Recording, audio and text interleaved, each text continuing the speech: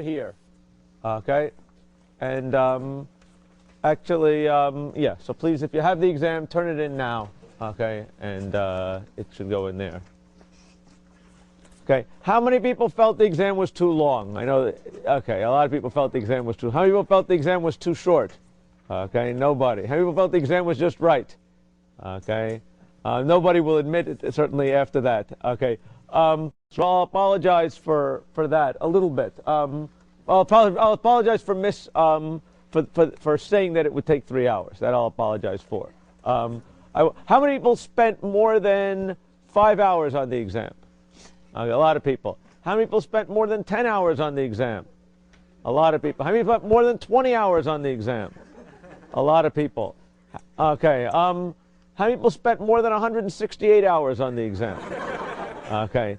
The answer, no one admits to that, which is good because I know that's how many hours there are in a week. Okay. Okay. Sorry about that. Any other questions about the? Well, okay. With the exam, get it in. We will grade them, and then we'll find out how people did and all that. So don't worry about that now. If you still haven't got the exam, turn it in up front here, right now as I speak. Any questions? Okay. Okay. Let's now. What I want to talk about. This is CSE 547, lecture 10. Last class we talked about binomial coefficients, and I want to just quickly review the identities there.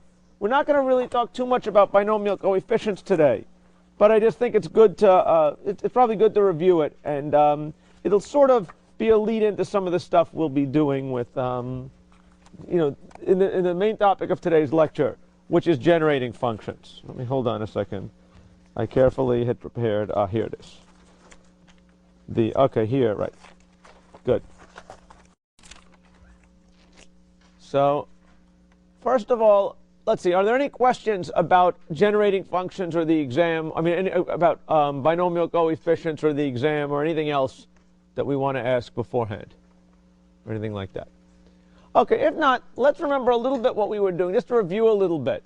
Last class, I spent a lot of time talking about binomial coefficients. I spent a lot of time proving certain identities in certain ways. Okay, some were I proved by, you know, sort of factorial manipulation. Some we proved by using sort of clever combinatorial arguments. Some you can prove by sort of taking this relatively small number of identities and applying them over and over. And just to review a little bit, I want to look at the main identities and make sure everybody still believes that they're true. Okay, actually, let me leave these here for now. The first thing was the definition. We say that binomial coefficient was n choose k was the number of ways of choosing k things out of n. Okay, and that was defined as n factorial k factorial over n minus k factorial. That should be, everybody should have learned that in high school. That shouldn't be a surprise. N choose k is equal to n choose n minus k. Why was that? That was pretty easy also, because that meant that choosing k things out of n was the same as choosing n minus k things. The same as not choosing n minus k things out of n. Okay? And that was the argument that these two had to be the same. Any questions about that? Okay? There was an identity here, okay, that basically said that we could factor out, if you want to think of it, the given that r choose k was going to be r minus 1 choose k minus 1, factoring out an r and a k. And that's something I could see most easily by just working with the factorials. Okay, that's quite a believable thing. We showed that r choose k was equal to r minus 1 choose k plus r minus 1 choose k minus 1. Does anybody remember what the combinatorial proof is of that? Anybody remember what the argument is for why this has to be true? Okay. It was the argument that if we want to count two ways there are to pick r things out of k, either the rth element 1, the k things out of r minus 1, either the k thing was in, the r thing was in our subset or it wasn't. Okay? If it wasn't in our subset, okay, then we had to still pick k things out of the remaining r minus 1 subsets. If it was in our subset, we had to pick k minus 1 things out of the remaining r minus 1 things. So that says, that's basically was a combinatorial argument that held. Any questions about, how many people understand what I mean by that proof? How many people are confused by it? Okay. Again, if you're confused, come back and talk to me about that one. Here, this negation 1, let's not go through. Here was what they call a thing they call the trinomial revision 1. But let's look at this and see if it makes sense. Okay? This says that r choose m times m choose k is the same as r choose k times r minus k choose m minus k. Okay? Looking at that, can anybody give a quick combinatorial proof that this is true? What is a combinatorial proof again? It's a statement that explaining that the number of things counted here is the same as the number of things counted there, and therefore it has to be the same. It's an interpretation, if you want to wish, of it. Can anybody think of a quick combinatorial argument that this is in fact the same as that? That they count the same thing? Okay. Look at it for a second. Question or idea? Right? Choose m elements out of R. That is the total number of elements you want to choose. Right? Okay. And out of those m elements, you are separating out k elements. Okay. In the other case, you are directly separating out those k elements first. And then, okay. So that's exactly right. What this is counting is the following. Let's look at it as the following argument. Let's say that there are people in the world. M of them are stars, and k of them are superstars. Okay? Anybody who is a superstar is a star, correct? So let's think about this. How many ways are there to take the m people in the world, r people in the world, and partition you into stars and superstars, into m stars, k of whom are superstars, right? So what is this saying? Well, we can make, this counts how many subsets of stars we can make. This says how many subsets for a given set of stars, how many subsets of superstars we can make, right? So this is a number of ways to take r people and break them into m stars and k superstars. Does everybody agree with that? Well, what does the other side say? The side says, why don't we take the r people and directly select the k superstars? Okay? Since every superstar is a star, if I just want to find the rest of the stars, okay, that's the same as selecting all the stars. I want to select m minus k people to be stars, because there's a total of m people who will be stars, k of whom are superstars. That means m minus k people are lesser stars. Okay? And a lesser star is going to be pulled from the picked from the pool of people who are not superstars. Okay? So if you look at it that way, in fact, now it should be very obvious that this thing has to be the same as that. Okay? That's the beauty of a combinatorial proof. Okay? Is that when you see the idea, suddenly sort of the reason why it's true is obvious. It's not a clunk, clunk, clunk algebra. Okay? This is the beauty of a combinatorial proof. Anybody want me to go through that proof again? Or any questions about that proof? A question like go through that proof again is a perfectly fine question. Okay? Anything? Okay, so that now makes sense to you. Okay? If you look over here, what's the next identity? The next identity was the binomial theorem. Well, this made sense, you probably saw in high school. And if not, this makes sense still if you want to think of it just for the special case of 2 to the n. We saw that last time, right? That 1 plus 1 to the n, or 2 to the n, was the sum of the binomial coefficients if we make x and y 1. So that's not a hard thing to remember or deal with. Okay? This summation here said that we were summing up an index where we had summing up a bunch of binomial coefficients where both the bottom and the top get incremented. That got replaced by a binomial coefficient. Here we have one where we sum up the all binomial coefficients where the top is counting. Okay, so there's an index on the top, but not the bottom. That can get replaced by a binomial coefficient. Okay, Those are easy things to remember. They exist and you can look them up. The proofs aren't that complicated, but just for strategy for dealing with them. And finally, there was van der Waals convolution, okay, which we're going to actually use a little bit today, okay, which if we look at it said that the number of picking n people out of R boys and S girls was what? Okay, once we figure out how many women there are going to be, okay, how many, are R men and S women, once we figure out how many men there are, K men, that means there has to be n minus k of the other sex, okay? This says that we're going to sum up over all possible choices for the number of men, okay? Once we know that any possible solution is the number of men, ways we can pick that many men times the number, that many women for that value of number of men. Summing up over all possible number of men gave us this identity, okay? And this then makes sense from a purely combinatorial point of view.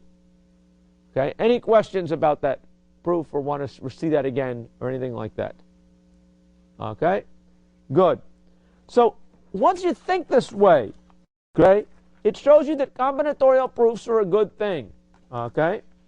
Now, for some people, this takes a certain amount of, let me just take a look at this, reprogramming a little bit with the way that they think of proofs. Okay? That the question of what is it that makes a proof correct? Okay? People are used to thinking of proofs. They did proofs in high school. And when you said prove something, a proof looked something like this. It was a nice formal chain of reasoning. Okay? Algebra. Okay?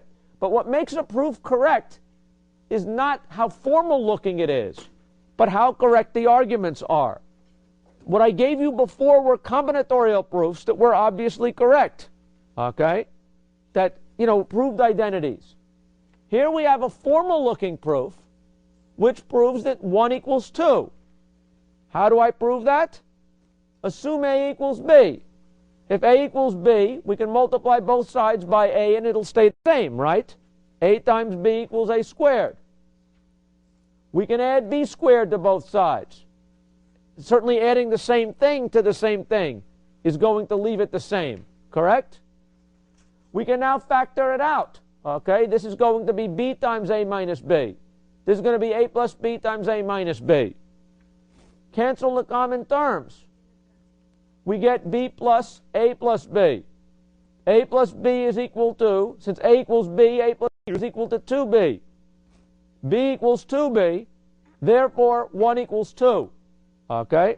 This is a nice, beautiful, formal proof. What's the problem? The problem is it's wrong. Okay, why is it wrong? It's wrong because here with the canceling, okay, that somehow what's wrong with the canceling? Okay, if A equals B, A minus B is 0. Okay? So don't be fooled by thinking a proof has to be a sort of a formal, a proof is a way of stating arguments. It's not a way of doing algebra. Okay, and some people don't quite get that. Any questions? And to be a good person at doing discrete mathematics, you have to move back and forth between the world of combinatorial proofs and the world of formal proofs. Okay, today we're going to look at techniques for doing more formal proofs. Okay, and so we're going to be moving back and forth a little bit, but philosophically remember where we're coming from. Any questions about why 1 equals 2 or anything like that? Okay, no comments. Okay, good. Now, are there any other exams to be turned in now? Or does everybody have the exam? If you have your exam, turn it in now. Okay, and I'll claim them a little bit later. Any questions? Okay, good. Okay, what I'd like to talk about now is sort of another topic in combinatorics. Okay, again, like I say, more formal way of, in some sense, doing combinatorics. Okay, and this is the concept of generating functions.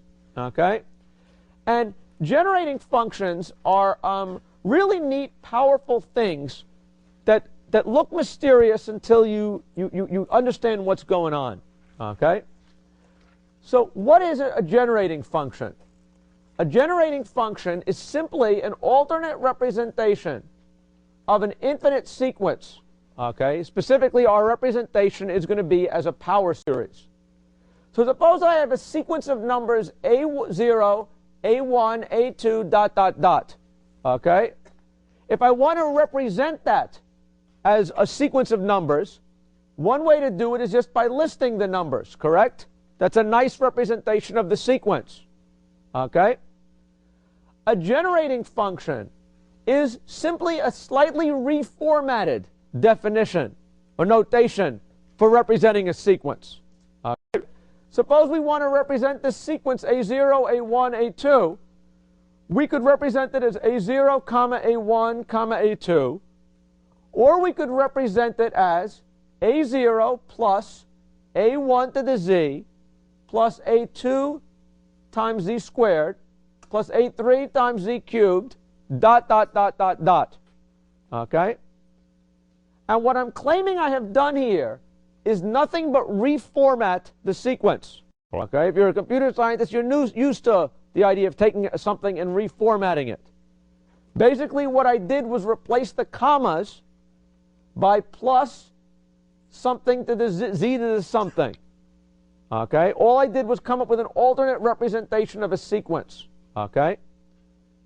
So let's talk about other kinds of generating functions. Let's talk about the Skeena generating function. Okay? What is the Skeena generating function?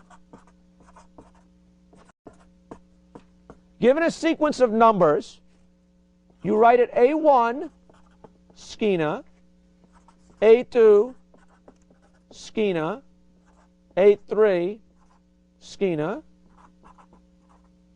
A4 Skeena, and so on. Okay? This, I claim, is an alternate way to write that sequence of numbers. Okay? Wherever you add a comma, you replace it by Skeena. Okay? This is called the Skeena generating function. Okay?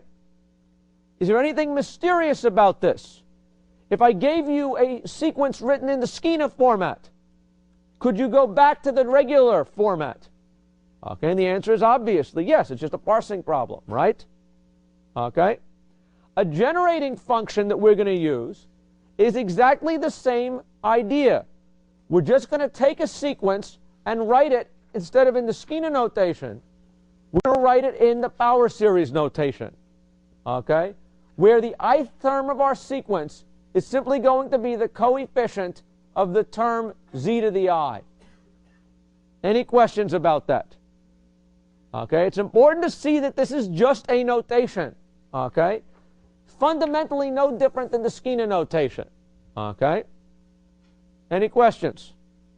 Okay?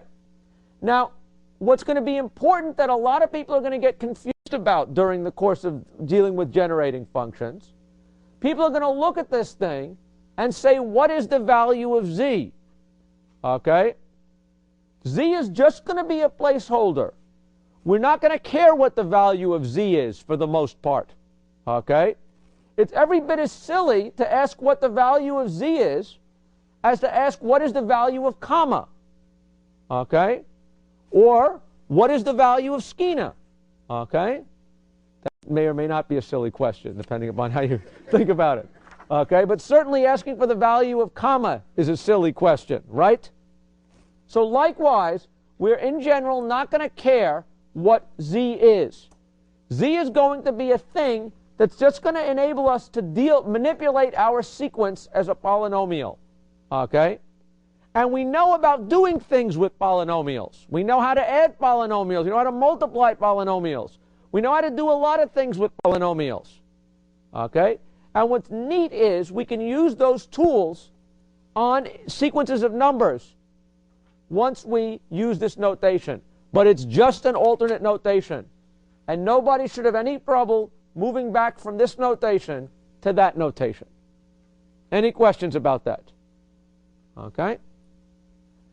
Let me show you an example now from a problem that I worked on a couple of years ago, where the viewing things as a generating function, okay, using an alternate representation for a set of numbers or a sequence of numbers, representing them as a polynomial made a difference in how you thought about it. Okay? So this, I think, is a very cute example, and so don't be afraid to ask questions about it. Okay? what is my problem? Well, suppose, let's say I give you n points on a line. Okay, here I've got 1, 2, 3, 4, 5, 6 points on a line, right? This is a distance of 1 from that point. This point is 3 from there. This point is 6 from there, 2 from there, and 5 from there, right? How far is this point from this point? Okay. It should be 1 plus 3 plus 6, right? And lo and behold, what is 1 plus 3 plus 6? 10. And lo and behold, 10 is somehow, we can sort of think of this as being a triangular matrix of distances. Represent all the distances from the leftmost between pairs of points, right? The distance from here to here is 1. The distance from here to here is 4. From here to here is 9. From here to here is 10. From here to here is 10 plus 2 or 12. From here to here is 17. Okay? So what I claim is if you give me n points on a line and you tell me how far apart they are, okay, they will define a total of n choose 2 distances between them. Some of these distances may be repeated, right? You could have this be a distance of 1 and this be a distance of 1. Okay? But I claim that in general, if you have a set of n points on a line, they generate n choose 2 numbers, okay, which describe all the distances between them. Any questions, okay, about what I mean here? Now, suppose I ask you the following problem, which turns out to actually come up in a variety of reconstructing experimental data. Okay, sometimes in biology there's a technique called gel electrophoresis, where you generate distance measurements between sites on a molecule, and you want to figure out where the molecules are. Suppose, let's say, I now give you the n choose 2 distances, but don't tell you where they are in this table. Okay? I don't tell you which pair of points they correspond to, only that they're there. Can you find me a set of points that will generate them? Okay? So what did we do? We started out, if I give you a set of points on a line, those generate these distances. The other problem is now, suppose I give you distances. Can you find the points on a line that realize them? Okay? That, I claim, is the problem we're interested in. First question when you try to reconstruct something, you may answer unique. If you look at these two pyramids of numbers, you'll see something very, very strange. Here you have two different positions of points on a line, okay? And yet they generate exactly the same set of distances between them, right? 1 appears once here, 3 appears once here, 2 appears once here, 9 appears once here, okay? So this tells me that the set of distances does not uniquely determine where the points come from, right? Okay? But I still claim it's an interesting and useful thing to find maybe all the sets of distance points that will realize that set of distances. Okay? Any questions about what the problem is or what we're doing? Okay? So algorithmically, we can now talk about, trying to find these points. And you may think, well, how can I do it? I can say, well, let's see. I know that the smallest distance has to lie on the bottom line someplace. And then I can try to put it back and forth. Let's think about these instead as a polynomial.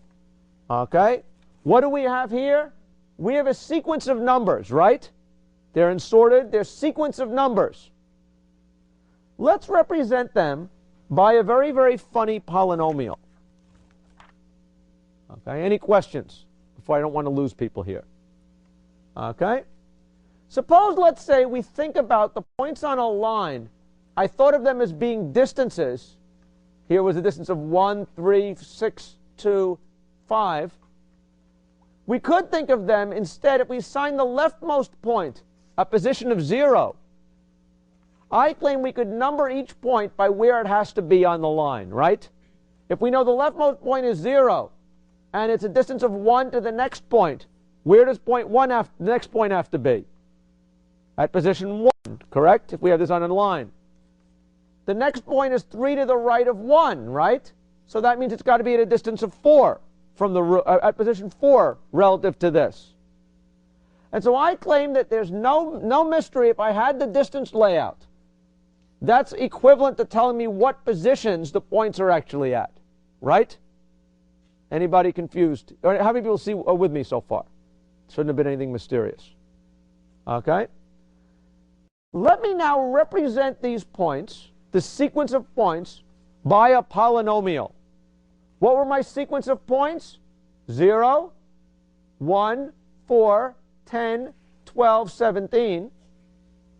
What if I represent them by z to the 0, or 1, for that point? This point as z to the 1. This point would be z to the 4, z to the 10, z to the 12th, z to the 17th. Okay? So now I claim for any set of points on the line, I can describe them by one of these polynomials. Okay? Question. Is it necessary to put the points in increasing order? Well, what I'll claim is that I want to describe the points by their relative, I want to describe the points by their relative positions, or their absolute positions. If I didn't, suppose I started, instead of at the leftmost point of 0, suppose I started at the point 5. This would be x to the 5th plus x to the, z to the 5th plus z to the 6th plus z to the 10th. It would still be a perfectly good polynomial. And from that, I could figure out what the relative distances were, because the relative distances are really the differences between distances, the exponents, correct? Okay? Any questions? Okay? So what's interesting about this? It's easy to construct this polynomial, right? Okay? But look at something very, very funny. So it should be trivial to go from a set of points to a polynomial, and from a polynomial back to the set of points. Okay? That's the straightforward translation. Well, now, let's compute a very fancy polynomial. Suppose I take this polynomial pz and multiply it by p to the 1 over z. What is 1 over z? That's z to the minus 1, right? So what happens if I substitute z to the minus 1 for z? What do I get? Z to the minus 1, right? What if I substitute z to the minus 1 for z to the, in place of z, and then raise it to the 10th? I get z to the minus 10th, right? Okay? So suppose I consider the polynomial p of z, meaning my point set polynomial, times my point set polynomial with negative exponents for it. Okay? What happens? So you can see how I constructed these two polynomials? I haven't done anything interesting yet, right? I've just translated it. But look what happens when I multiply them. Can anybody figure out how many terms, if I have an n points here and n points here, if I multiply it, how many terms will I get? If you want to think of it like this, what happens when you multiply two polynomials? Each term here gets multiplied with each term there, right? And we add them together. So I claim I'm going to create a total of n squared different terms, right? What are the exponents of those terms? If I multiply one of these by one of these, what is the exponent of z to the 12th times z to the minus 4th? What do I get? Z to the 8th, right? What does that correspond to? The interesting thing here is if I take a positive point and a thing with a positive term times a thing with a positive exponent times a thing to the negative exponent, what I get is the thing with the difference of the two exponents, right? So what am I actually generating when I multiply those two polynomials? My claim is I am actually generating a term for each and every distance between a pair of points. what is a distance between a pair of points? It's subtracting this from this, right? So when I multiply z to the 12th times z to the minus 4th, that's really going to give me z to the 8th, or a term corresponding to this distance of size 8, correct? So what I claim I get, if I multiply this polynomial through, what I'm going to end up getting is a term for every positive distance. That would mean I picked one from here and multiplied it by one that was from a smaller one here. I will also get a corresponding negative distance when I took the negative term and multiply it by the corresponding positive one, right? So I'm going to get every distance appearing here, every distance appearing with a negative exponent, and also a bunch of ones. How many ones will I get? Well, when I multiply 1 by 1, I'll get a 1, right?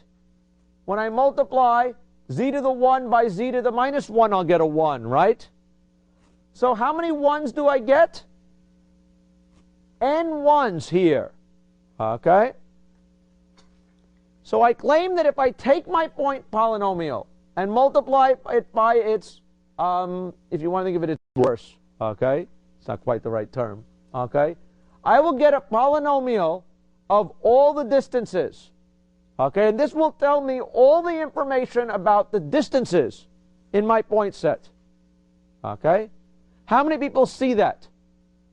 How many people do not see that? Any questions? Okay?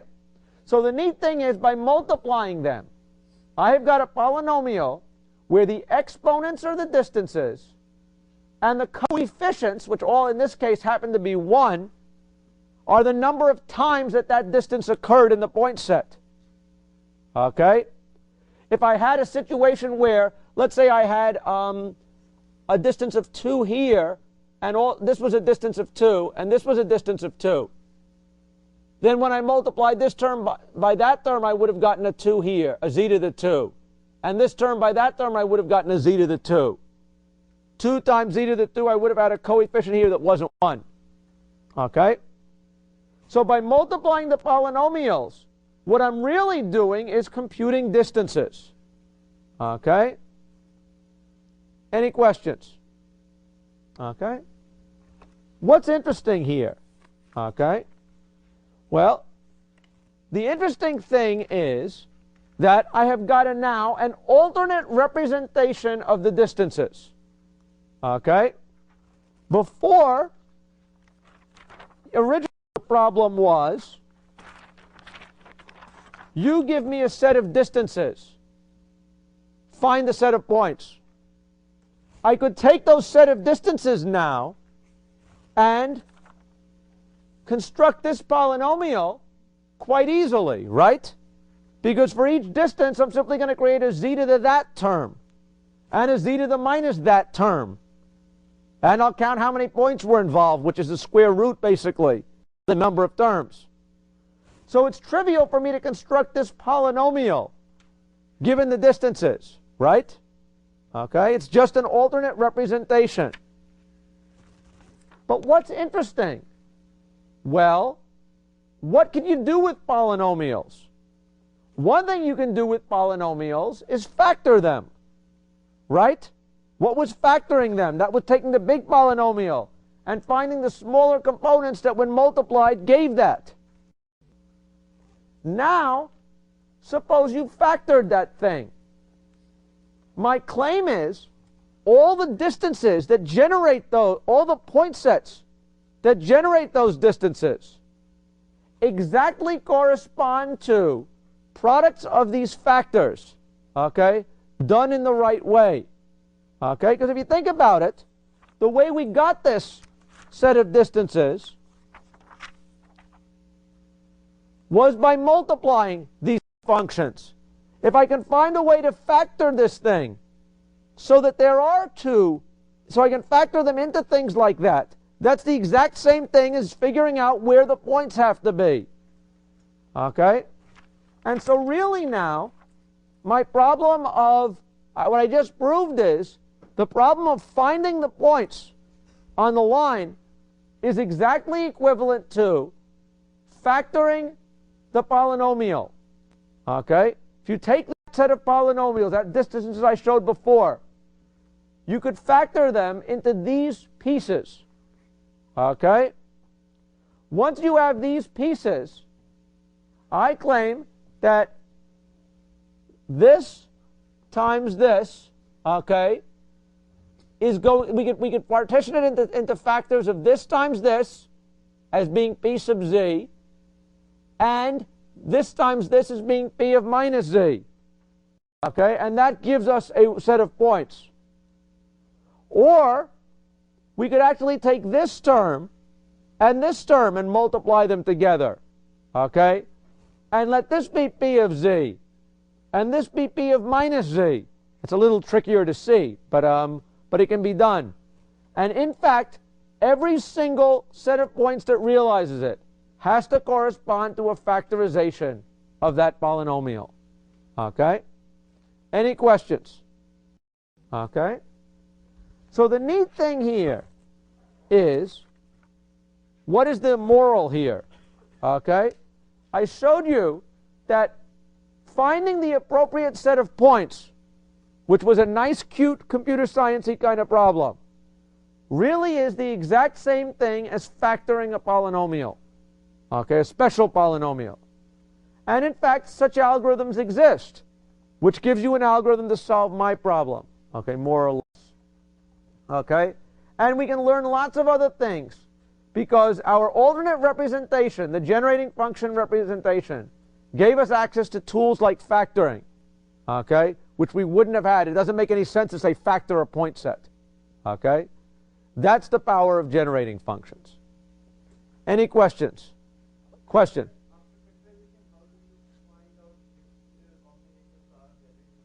Okay, the question was, after factorization, how do you figure out which combinations are valid and not valid? Okay? This is a little bit more complicated, but not much. When you factor this thing into irreducible components, by the nature of the polynomial that it was given, these are going to exist in these complementary pairs. Okay?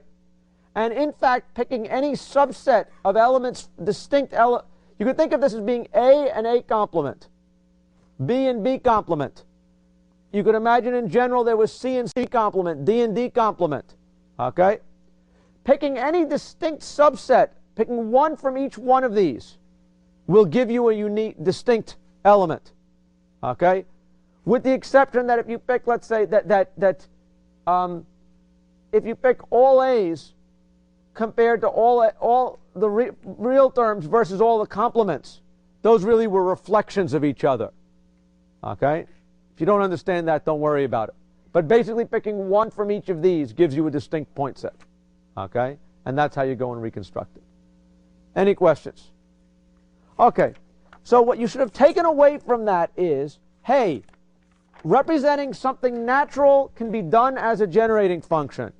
And the act of multiplying these things together gives me power. Okay? That is what we're going to use when we study generating functions from now on. Any questions? Okay? With that example, let's now go and look at more standard, simple elementary generating functions. What is a generating function? Well, again, the generating function of a sequence A0, A1, A2, dot, dot, dot, is a to the 0 plus a1 times z to the 1, a2 times z to the 2, dot, dot, dot. Suppose I have two sequences, A0, A0, A1, A2, B0, B1, B2, dot, dot, dot. We can represent the sequences by polynomials. Once we have polynomials, you can do anything you want with polynomials, including multiply them. What do you get when you multiply a polynomial by a polynomial? The answer is you get a polynomial. Okay? A polynomial corresponds to a sequence. Okay? So when you're multiplying two generating functions, what you're really doing is mashing on two sequences to generate a third sequence. What is that third sequence? Let's look at it. If I multiply this thing times this thing, what are the terms that are going to be associated with z to the 0? Okay? What are all the terms for which there's no z term at all? You're multiplying, when you multiply this by this, you're multiplying each one of these by each one of those. All of these guys got zeros. The only way to get no zeros is to multiply this by that, right? So that argues that the z to the 0 coefficient is a0 times b0. Okay? What is the coefficient of z to the 1? Well, how can you get a z to the 1? You can multiply a0 times b1z. You could also multiply a1z times b0, right? So the coefficient of the z term is this. What is the coefficient of the z squared term? Okay? How many terms are we going to have to worry about to be coefficient of the z squared term? We're adding up how many different terms? 3. Why 3? Well, if you think about it, it's the top 0 by z squared plus the top z times the bottom z plus the top z squared times the 0, right? So the coefficient of the z squared term is that. Okay? And in general, the generating function we get by multiplying two generating functions, az times bz, we call that cz. We get the generating function such that the coefficient of z to the n is, I claim, the sum of, as k goes from 0 to n, of ak times b to the n minus k.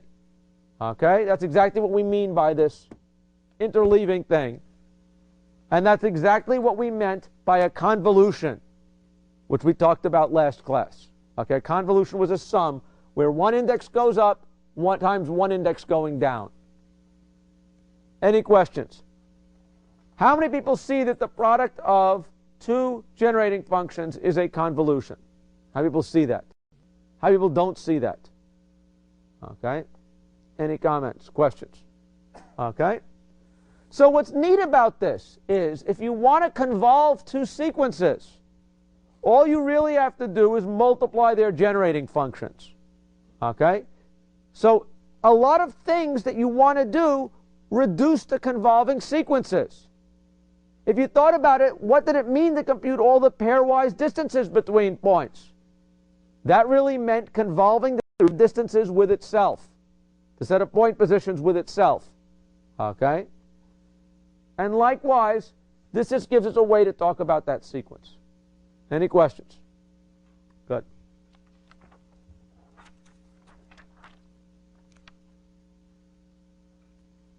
Last class, we talked about a very special convolution, which I talked about earlier, Vandermon's convolution, which, if you remember, said that R plus S choose n was equal to the sum as k goes from 0 to n of R choose k times S choose n minus k. Okay? We proved that by a convolution, by a combinatorial argument. Okay? That was clever. Let's now use a completely different approach. Let's use our generating functions. Okay? By the binomial theorem, okay, we know that x plus y to the r is the sum as k goes from 0 to infinite of r choose k x to the k times y to the r minus k. Correct? That's obviously true for all values of x and z. Suppose we set that x and y. Suppose we set that x equals z and y equals 1. This in turn here is going to be 1 plus z to the r, right? This is going to be, well, x is now z, it's z to the k times 1 to the r minus k. 1 to the anything is 1, So I claim we've just proved that 1 plus z to the r is equal to r choose k, sum of the generating function for r choose k. Okay? What is this? This, if you want to think of it, is the generating function for the binomial coefficients. Okay, or a special class of the binomial coefficients, where it's basically r, this is a generating function for r choose k. Okay? Given this formula, you could tell me what r choose 1 is. It's the thing that z to the 1 is being multiplied by. And r choose 5 is the thing that z to the 5 is being multiplied by. But here we know what 1 plus z to the r is. My claim, if that's true, we know that 1 plus z to the r plus 1 plus z to the s, that is, obviously, by the rules of algebra, simply 1 plus z to the r plus s. Correct? That's just multiplying. Everybody can multiply. This, by looking at this identity, okay, tells us that since we just substitute r for r plus s, this tells us that 1 plus z to the r plus s is equal to the sum, as k is greater than 0, of r plus s, choose k, zk. Okay? So what this really gives us is the left side, if you want to think of it like this. This is really a generating function for the identity that we are hoping to show. Any questions? But how do we use that? My claim we know is that 1 plus z to the r times 1 plus z to the s. That is the generating function for what we want, because that was a generating function for 1 plus z to the r plus s. But what happens when we multiply this out? My claim is, if you take a look at this thing, okay, we were told that when you multiply two generating functions, okay, the nth term of the generating function is the convolution of the first n terms of the sequence. Think back about what happened when we multiplied two generating functions. If I give you two generating functions and multiply them, the nth term of our generating function is the convolution of the first n terms of the sequence, right? We know that the generating function for this expands to this. The generating function of this expands to that. Okay, or actually, that's actually not quite what it was saying. That we know that 1 plus z to the r expanded to r choose k, the generating function where the coefficient of z to the k was r choose k. Generating function for 1 plus z to the s generated to s choose k, okay, for times z to the k. When we multiply these two, these have to be convolving generating functions. And so the coefficient of this times this, okay, is going to be the convolution of the first sequence and the second sequence, which we said was sum as k goes from 0 to n of r choose k times s to the n minus k. This is the convolution of the two sequences. This has to equal that. Any questions about why this has to equal that? A question like, I don't understand it, it might be a good question now. Okay? Or somebody else doesn't understand it. The guy next to me doesn't understand it. Okay? Any questions? Okay? So we know that this times this is going to give us that. We also know that this times this is going to give us this. Why? Because again, I showed that a moment ago why that was. Sorry about this. We know that this times this equals that. The generating function for this is this. Therefore, this is equal to this. This is equal to that. So we know that this generating function, z to the n r plus s choose n, is equal to this thing, z to the n times the convolution of these things. So what does this mean? If this polynomial equals that polynomial, every coefficient of every term of this polynomial has to equal every coefficient of every term of this polynomial, right? If I'm equivalent, if you have two things that are the same, the heads are the same, the tails are the same. Okay? So each term is the same. Therefore, the coefficient of the nth term here is the same as the coefficient of the nth term here. This is equal to that. Okay? And that, I claim, is a proof of van der Waals convolution. Any questions? Okay? How many people think they get it? And I'm just sort of going too slowly. Okay, or they think they get it. How many people don't think they get it? Okay, no one will admit to it. Okay? Good. So what's interesting about generating functions is they give us an algebraic way to prove something basically that we before needed a combinatorial argument to.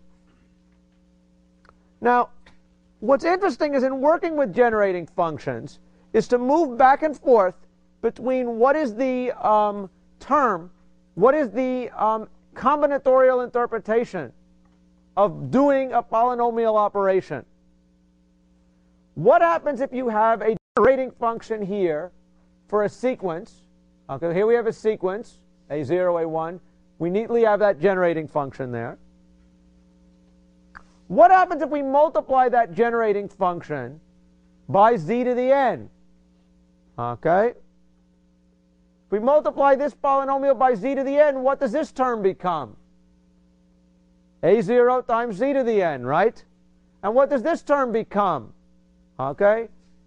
A1 times z to the n plus 1. Okay? Z to the n plus 2. I claim that multiplying z times the generating function gives us this generating function, which corresponds to shifting the sequence over n spots. Notice before we had a term, a z to the 0 term. Now after we multiply it by z to the n, there is no z to the 0 term, right? No z to the 0 term means that we have 0 times z to the 0, right? Plus 0 times z to the 1, plus 0 times z to the 2, dot, dot, dot, plus a1 times z to the n, plus a0 times z to the n, plus a1 times z to the n plus 1, dot, dot, dot. My claim is multiplying a polynomial, a generating function by z to the n, shift the sequence to the right n places. Okay? Any questions? What does multiplying a generating function by z to the n minus n do, if you think about it? I claim it does the inverse operation, right? What happens if you take a generating function, multiply it by z to the n, and then multiply it by z to the n minus 1? What has happened? Nothing, right? If you multiply it by z to the n, it shifts every term n spots. If I multiply it by z to the n minus 1, z to the minus n, excuse me, z to the n times z to the minus n is 1. So shifting it, multiplying it by z to the n, shift it to the right. Multiplying it by z to the minus n, shift it to the left n places. Okay? And that's what multiplying it by that power does. Any questions? Now, we define our generating functions, our interesting generating functions. We like to have start with a z to the 0. We want all the terms z to the minus n to be negative, the coefficient of all those terms to be 0 in general. So you don't want to shift the sequence too far to the left. Okay, but there's no reason why you couldn't do it. Okay, it's multiplying it by a larger z to the minus something larger than the smallest term that we've got there. Any questions? Good.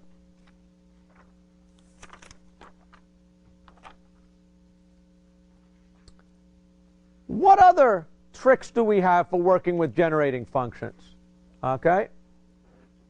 One thing we have actually is to ask ourselves, what is the generating function of the sequence 1, 1, 1, 1, 1.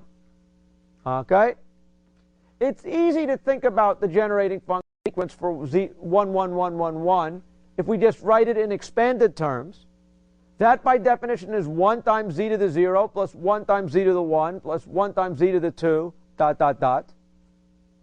Clearly, this is the generating function for that. Now, if you look at this, though, you've seen a sequence like this before.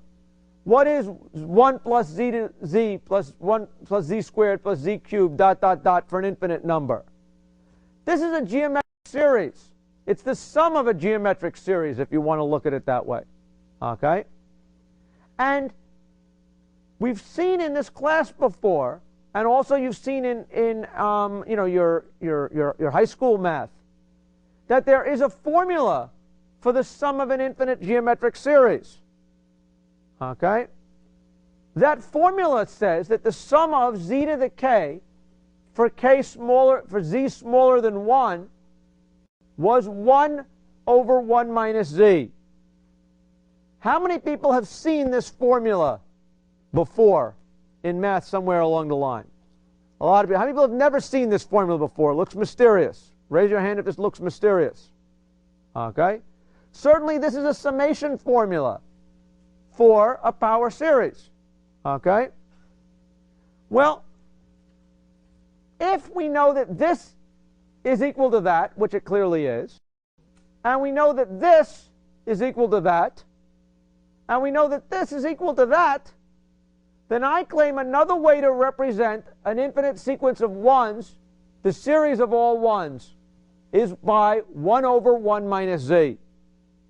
This is an equivalent description of that. Okay?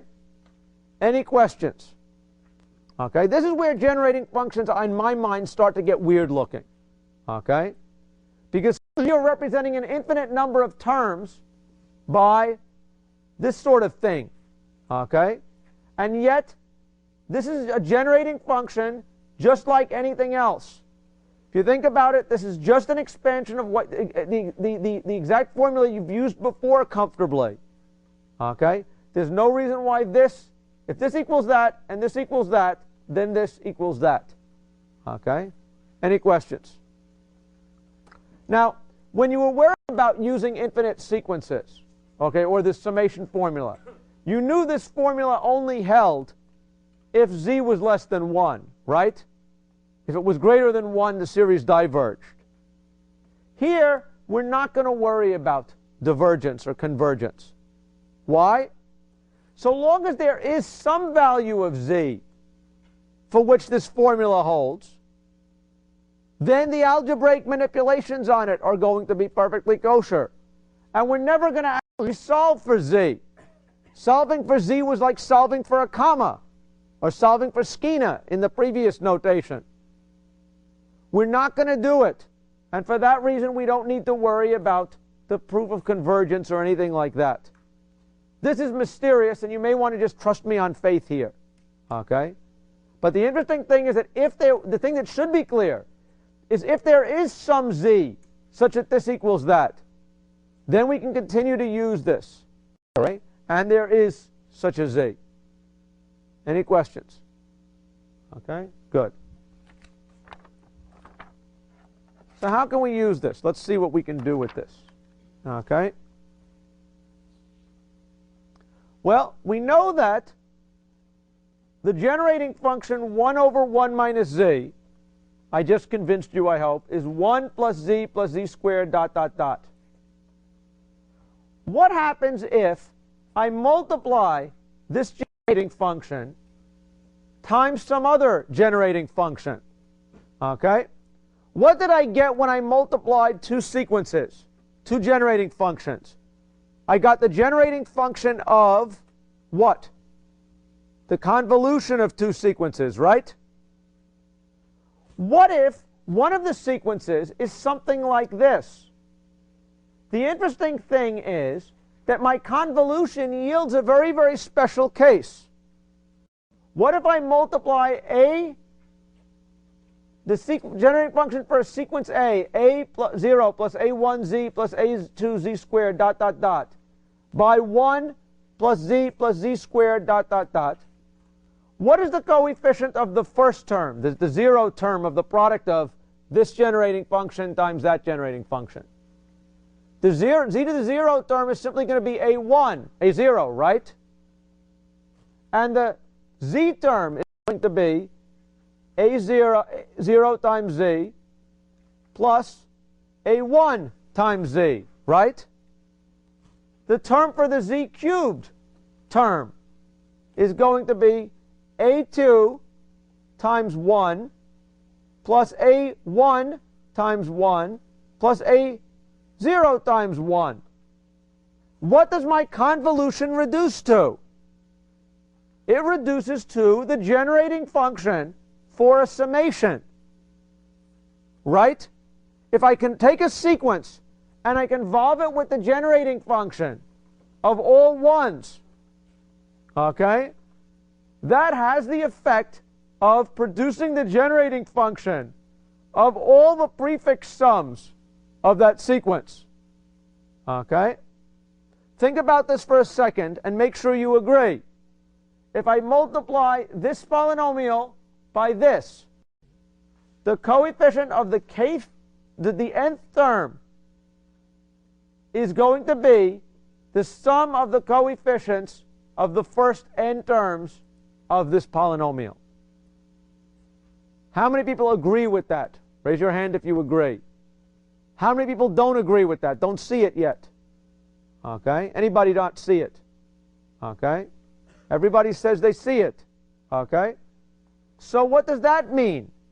If I ask you to compute the summation of a series, okay, I want you to compute the sum of this sequence. All you have to do is to take that sequence's generating function and multiply it by 1 over 1 minus z. Think about that. You guys have been working very hard on the exam to do some of the summations, right?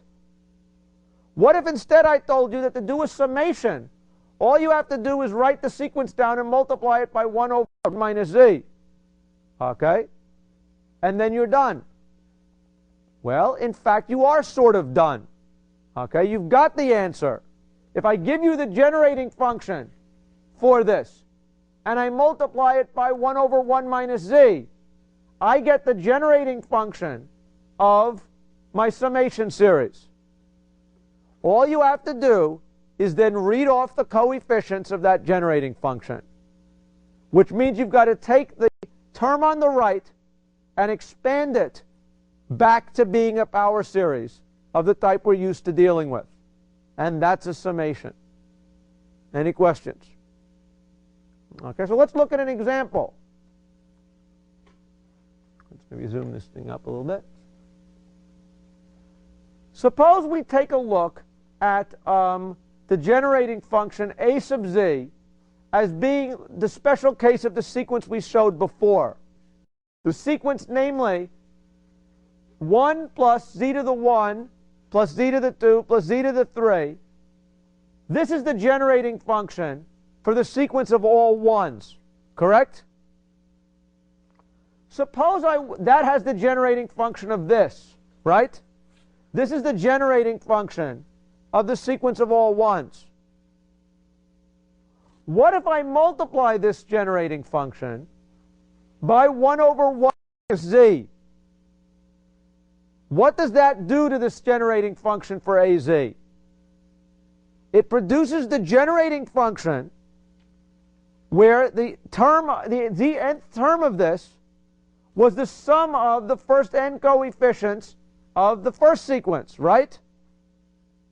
So let's think about it. How do we sum up this sequence?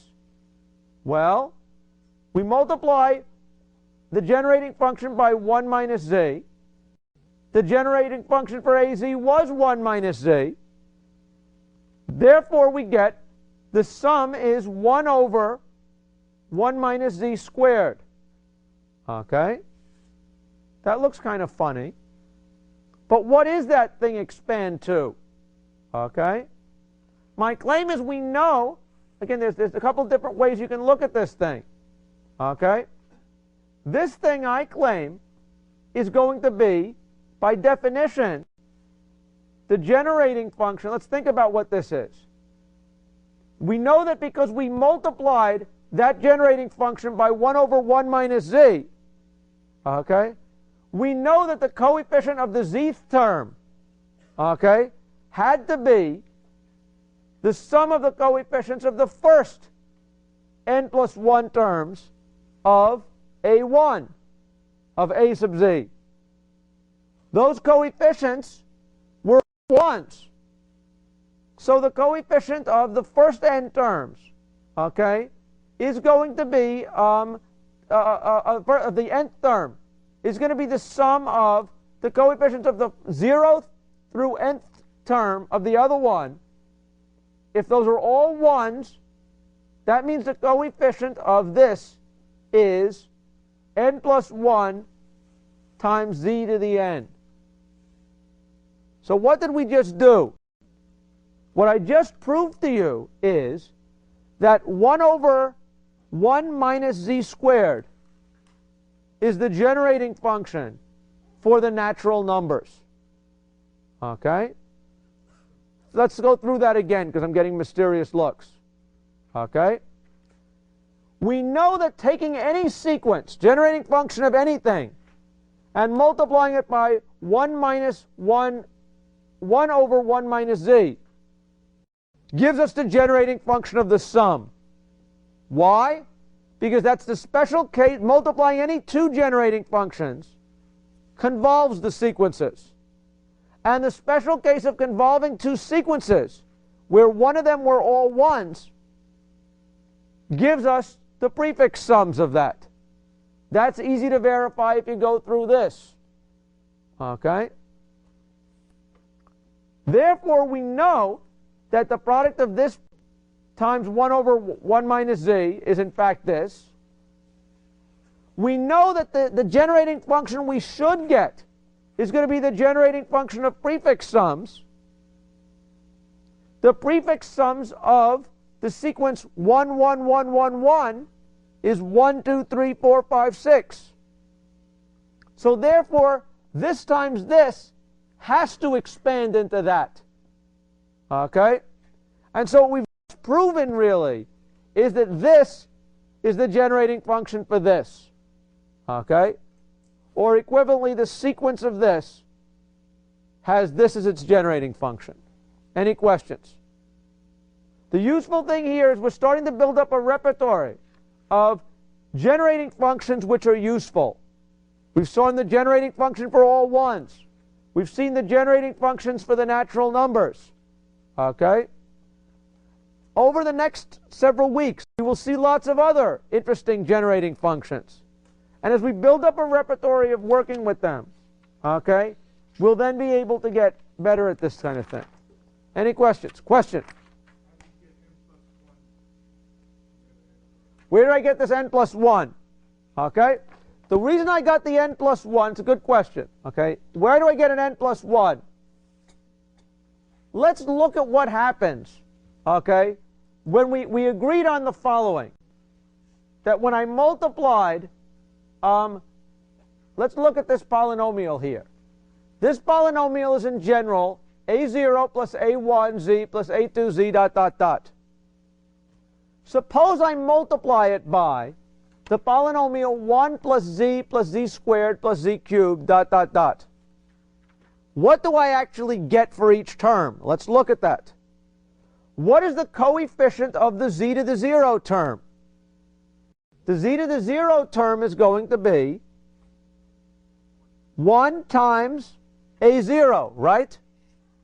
And the coefficient of the z to the 1 term is 1 times a1 plus 1 times a0, right? Or a0 plus a1, right? Now, suppose all these a's were 1s. If you look at this particular example here, we said suppose we use, here we said that we could do this if we multiplied it by any generating function. We could do it with the special generating function here. Suppose we used it as az in here, az times this. We used the generating function we considered the special case where all these a's were 1. Then what is the sequence we get? 1 times z to the 1, z to the 0, plus 2 times z to the 1, plus 3 times z to the 2. How do we read that? I claim we read that as n plus 1 times z to the n, right? 1 times z to the 0, that's 0 plus 1 times z to the 0, plus 1 plus 1, or 2 times z to the 1. So my claim is that by properly interpreting the formula, we get that. Okay? Any questions? Okay? So what's interesting here is we now have a way of representing sequences. Okay? And, you know, over the next couple of weeks, I'm going to show you lots and lots of different generating functions over the course of the next couple of weeks. Don't get intimidated. Okay? We've got 2 generating functions we've seen that are interesting.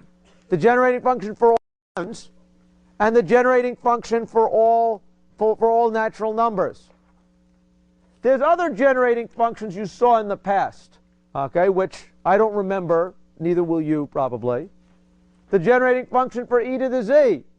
Okay, why? That was really a series expansion. You once, back when you took calculus, e to the z was 1 plus z over 1 factorial, plus z squared over 2 factorial, z cubed over 3 factorial. This is just like one of our generating functions. We can use it later if it comes in handy. We had an expansion for log as a generating function. We can use it if it comes in handy.